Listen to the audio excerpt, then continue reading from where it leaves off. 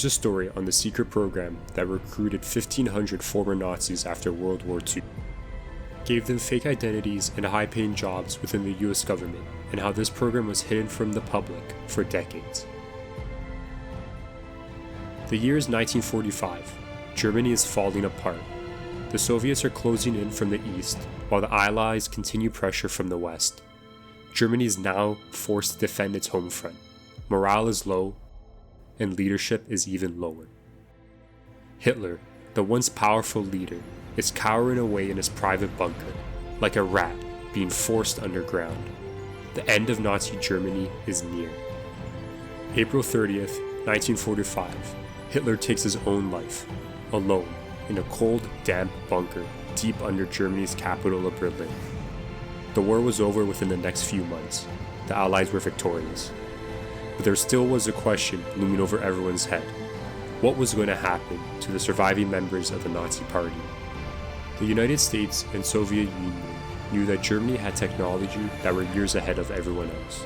They had jet engines, advanced nerve gas, and most importantly, the V-2 rocket design. The V-2 rocket was a ballistic missile that was the first rocket ever to reach space.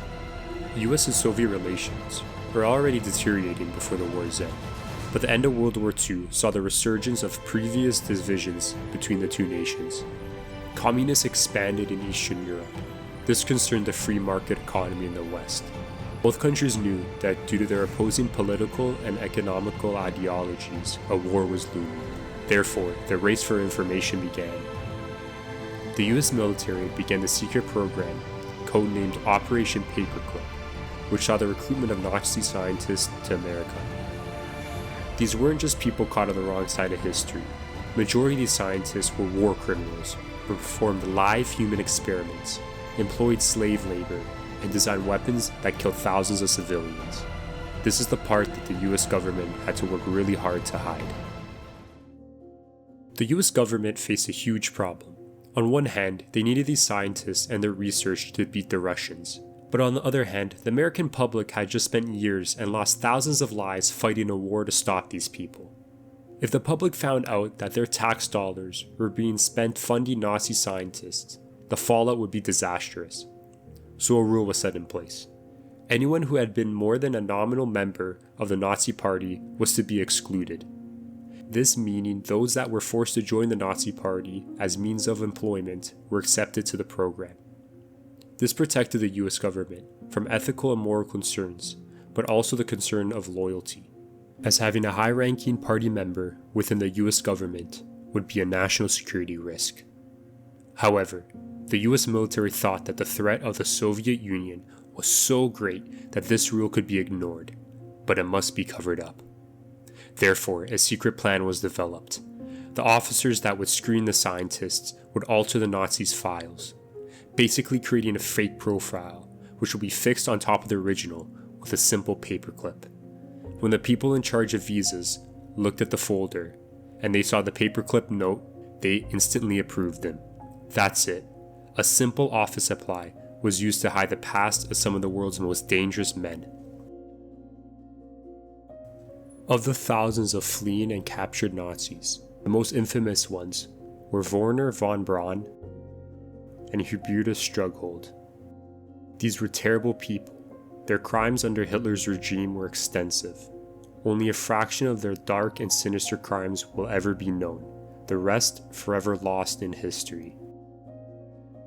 Wernher von Braun was a genius aerospace engineer, developed new manufacturing methods for liquid-propelled rockets. Von Braun was quickly noticed and ultimately recruited by the party. He continued to work on guided missiles for military applications. Von Braun met with Hitler multiple times, even being formally awarded the Iron Cross, which symbolizes exceptional bravery and leadership. On December 22, 1942, Hitler ordered the mass production of the A-4 missile, later renamed to the V-2 rocket. V was short for the German word Vergeltungswaffe, which literally meant vengeance weapon. These rockets were the first of their kind, able to travel at supersonic speeds and had no audible warning, and a range of around 320 kilometers, or 200 miles. The first attacks were targeted at London, and then later Belgium cities of Antwerp and Liège. Death toll is an estimated 9,000 civilian and military casualties, but this wasn't even scratching the surface of the true horrors that the V2 rocket would bring. It was estimated that a sustained rate of 350 V2s could be launched per week, given a sufficient supply of the rockets. To meet this high demand, an SS general by the name of Hans Kammler devised a plan to construct a concentration camp that would use prisoners as slave labor. Hans was an engineer who assisted in the development of many concentration camps, including the infamous Auschwitz. Conditions in this camp were brutal. It was more often than not, prisoners were worked to death rather than given time to rest. Working conditions were even worse, as the camp's location was under a mountain to protect against Allied bombardments and air raids. Prisoners were even forced to cut barrels in half to use as toilets. Many were buried alive from collapsing tunnel systems. If you were caught stealing or not working, you'd be hung from a crane and left there as an example. More people died building the V2 rockets than were killed by it as a weapon. An estimated 20,000 innocent souls were lost in the Mittelbau-Dora concentration camp. Von Braun knew of all these atrocities, but he continued to improve production. He didn't care. He was a monster. Early in 1945, the Soviets were closing in on von Braun's location. He leveraged his extensive rocket knowledge and technical background to land a deal with the Americans. The American High Command was pleased with such a high-ranking German engineer. He was first interrogated, which he denied ever visiting the forced labor camps and other war crime involvements. This was a lie. Von Braun was ultimately transferred to Fort Blitz in El Paso, Texas. Hubertus Strughold was also in the aerospace field, but as a medical researcher. In 1935, he was appointed as the director of Research Institution for Aviation Medicine. This research facility was involved in aeromedical research for the effects of high-altitude sickness, supersonic speed flight, and an interesting term coined time of useful consciousness. The definition for time of useful consciousness, or TUC for short, is the amount of time a person can function effectively with a limited oxygen supply, as an individual may still be conscious but have such a lack of oxygen that proper tasks cannot be completed. In order to conduct this dangerous research, human test subjects were brought in from nearby concentration camps. Experiments were initially focused on high-altitude exposure, where mostly Polish and Soviet prisoners of war were locked into a test chamber. This test chamber would simulate the effects of free falling without an oxygen supply. The effects range from gas bubbles being formed in your bloodstream, causing severe pain and organ failure, to brain damage from the lack of oxygen. Of the 200 test subjects, 80 of them died from the test outright, while some were dissected alive by Nazi doctors to study their brain. The remaining were executed on the spot. The test didn't end there. Strughold oversaw freezing experiments, where 300 prisoners were submerged in tanks of freezing water for hours to simulate the effects of hypothermia, before being immersed in hot, sometimes boiling water to facilitate the warming process, often with fatal results. Strughold was also researching the effects of saltwater consumption on the human body. He took 90 inmates and injected salt water directly into their veins. The prisoners were then cut open without anesthesia and their liver was inspected. In 1947, Strughold was brought to the U.S. Air Force Base at Randolph Field near San Antonio, Texas. He denied ever having knowledge of the live human experiments that occurred during World War II. Both Wernher von Braun and Hubertus Strughold were given high-ranking and exceptionally high-paying jobs within the U.S. government. Strughold began researching the potential medical challenges that were posed by space travel, while von Braun continued to work on the development of rockets for space exploration. Space travel was the next obsession of the United States medical, scientific, and engineering fields. After the historical Sputnik launch, where the Soviets sent the first satellite to space, the Americans began desperately to race the Soviets for more advanced space exploration methods. Strughold generally stayed out of the public eye, continuing to publish research papers and advance science in the aeromedical field.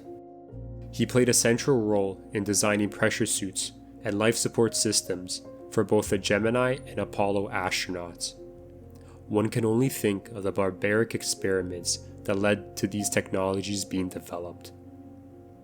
Von Braun became quite famous, and he was featured in a number of films and television shows. His popularity only grew as in 1969, the Apollo 11 reached the moon, marking the first ever human moon landing, a historical advancement for all of mankind. However, the V-2 rocket technology was responsible for this. Slave labor got the Americans to the moon first. Von Braun was later inducted into the National Academy of Engineering and received the National Medal of Science for his advancements in space travel. His awards and honors don't stop there. Just from his Wikipedia page, there are 9 instances of him receiving awards or being inducted into the halls of fame. Many viewed him as a father of rocket science, and some went even as far as saying that without von Braun, the United States would have never reached the moon. Strughold, or the father of space medicine, was also being praised for his outstanding contributions in the space-related fields, even having an award presented in his name from 1963 to 2012. The government has held onto this deep secret until journalists in the 70s and subsequent years started to uncover the truth. Layers started to fold back, and a picture became very clear to the public that the US government was responsible for cleaning the records of former Nazi Party members that were guilty of war crimes and employing them at American research facilities. Only after Strughold's death did the truth finally emerge. In 2013, the award given to individuals who made stellar advancements in the space medicine field, or their Hubertus Strughold Award, was finally retired, and Strughold will forever be known as a monster who performed the live experiments on prisoners of war. Von Braun had a much more interesting story. He was investigated in 1961 by the FBI and deemed that his involvement with the Nazi Party was non-criminal. He stated he only joined to avoid imprisonment and advance his career. Unfortunately, von Braun died as a false hero, as the extent of his crimes were still yet to be known. This acceptance of Nazi war criminals into society is the same dystopian future that hundreds of thousands of American and Allied troops lost their lives fighting to stop. However, this is a controversial and ethical gray area, as there is an argument that if the US didn't use these Nazis, the Soviet Union would. The story of Operation Paperclip isn't just about rockets in space. It's about the gray areas of history. It forces us to ask an uncomfortable question. How far are we willing to compromise our morals in the name of progress?